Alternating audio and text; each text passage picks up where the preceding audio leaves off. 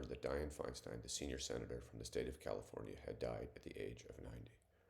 Her physical and mental health had been in the news quite a bit in recent months and in the last year or two, and she was clearly in decline.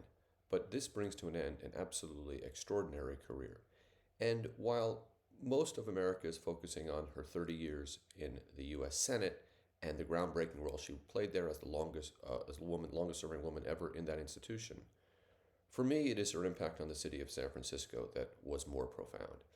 And not just because of the dramatic way that she became mayor in the aftermath of the horrific assassinations of November 27, 1978, when George Moscone and Harvey Milk were slain at City Hall, but on the impact she had on San Francisco, and indeed on urban America in the following 9 years when she was in City Hall.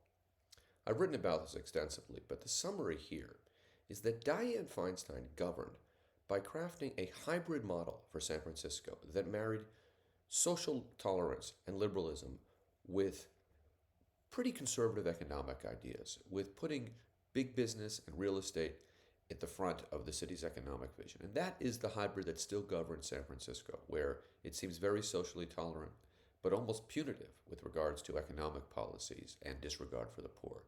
And whether or not you like San Francisco, and frankly, whether or not you like the way Mike Bloomberg governed New York, or the way that Eric Adams tries to govern New York now, that model really began in San Francisco with Dianne Feinstein. That is overlooked because of her long time in the Senate, because of her dramatic role as a trailblazer, because of how she became mayor. But the San Francisco of the 21st century is Dianne Feinstein San Francisco.